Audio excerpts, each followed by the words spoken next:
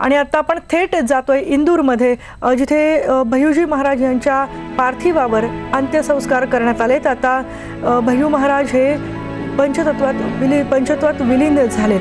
आपण बघतोय लाखोंचा जनसागर इथे लोटलाय शेवटचं दर्शन घेण्यासाठी। अनेकांना भय्यू महाराजांनी दिशा दाखवली आहे, अनेकांचं मानसिक खचलेल्या लोकांना त्यांनी उभारी दिली आहे। पुन्हा नव्यानं आयुष्य सुरू करण्याचं त्यांनी खूप मोलाचं योगदान त्यांनी त्यामध्ये दिलं होतं। पण अशा अनेकांना गुरु समान असलेल्या या व्यक्तीला स्वतःचं आयुष्य का संपवावंसं वाटलं, हा प्रश्न अनेकांच्या चेहऱ्यावर तिथे दिसत होता।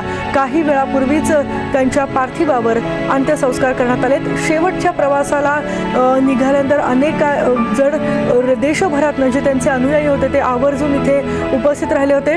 राजकीय क्षेत्रातल्या मान्यवरांनी त्यांचं अंत्यदर्शन घेतलं आणि त्याचबरोबर जे त्यांचे लाखो अनुयायी होते त्यांना धक्का बसला होता या बातमीनं, पण आपल्या गुरूंचं अंतिम दर्शन घेण्यासाठी ते इंदूरमध्ये आवर्जून उपस्थित होते। त्यांच्या मुलीनं अंत्यविधी पार पाडलेला आहे।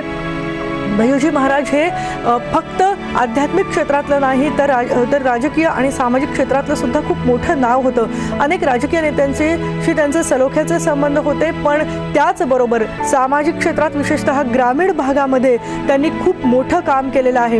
आत्महत्याग्रस्त शेतकऱ्यांच्या मुलांचे शिक्षण असू देत किंवा पाण्यासाठीची चळवळ असू देत, या सगळ्यांमध्ये त्यांनी भरीव योगदान दिलं होतं। अनेक वेळेला खूप मोठे पेच प्रसंग असतील राज्यामधले तर त्यासाठी सुद्धा त्यांचा सल्ला घेतला जायचा।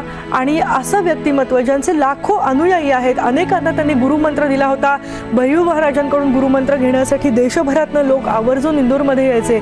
असा अनेकांना गुरुमंत्र देणारा हा गुरु, त्याला आपलं आयुष्य अचानक का संपवावंसं वाटलं, हा खरोखरच एक प्रश्न आहे। सुसाईड नोट सापडली आहे त्यांच्या जवळ आणि त्यामध्ये असं म्हटलं होतं की मी माझ्या आत्महत्येला कोणालाही जबाबदार धरू नका, मी निराश झालोय आणि माझं आयुष्य संपवतोय। आणि बंदुकीतून गोळ्या स्वतःवर झाडून घेत भय्यू महाराजांनी आपलं आयुष्य संपवलं होतं। पण आज अखेर त्यांना अखेरचा निरोप देण्यात आलाय आणि लाखोंच्या उपस्थितीत भय्यूजी महाराज आता अनंतात विलीन झालेत।